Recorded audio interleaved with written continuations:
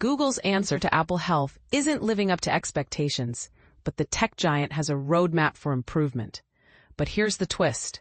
The recent delay in releasing Android 16 QPR1's source code has sparked whispers about Android's open-source future. Could this signal a shift in Google's strategy? And what does this mean for developers and users who rely on Android's open ecosystem? Let's dive into the details, starting with the biggest news. Google pushed out Android 16 QPR1 for Pixel devices in September 2025, but developers are still waiting for the source code. This isn't just a minor hiccup, it's a significant departure from Google's usual 24 to 48-hour turnaround. For average users, this might seem irrelevant, but for developers and custom ROM creators, it's a red flag. AOSP, Android Open Source Project, has been the backbone of Android's success, allowing companies like Samsung and Xiaomi to customize the OS. Yet Google's recent actions, including shutting down public code contributions and delaying source code releases, raise questions about its commitment to open source principles. Is this a natural evolution as Android matures, or a dangerous move towards centralization? And this is where it gets controversial.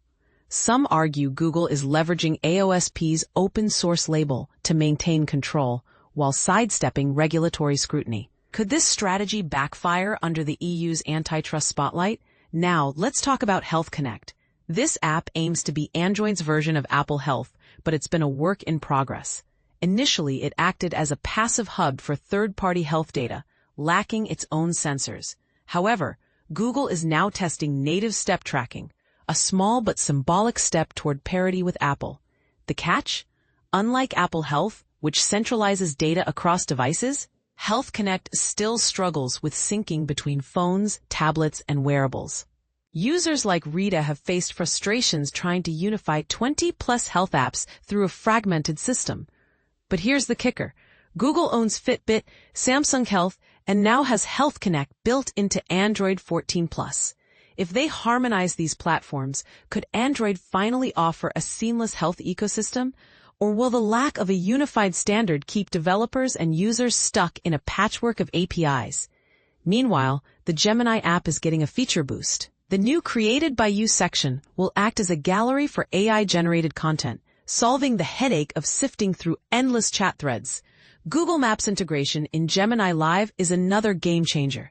Imagine pointing your camera at a landmark and instantly seeing ratings and reviews without leaving the app. But this feels like a dress rehearsal for Android XR glasses. With Project Muhan, Google's collaboration with Samsung and Qualcomm. Still unannounced in 2025, are these features premature? Or is Google laying the groundwork for a future where AI-powered glasses become our primary interface? The bigger picture? Google is walking a tightrope. On one hand, Android's dominance relies on AOSP's open-source appeal. On the other, Google Mobile Services, GMS, gives the company control over app distribution and monetization. This duality has worked wonders for market share, but has drawn regulatory ire. The EU's Digital Markets Act and the Epic versus Google case are forcing Google to rethink its approach. Will it double down on GMS and risk antitrust penalties, or embrace true openness and dilute its control? And here's a thought-provoking question for you.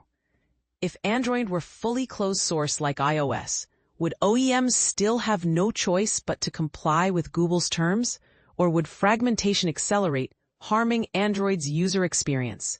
As for the Gemini app's future, Google's strategy is clear. Consolidate AI tools into a single ecosystem. But can it compete with ChatGPT's simplicity?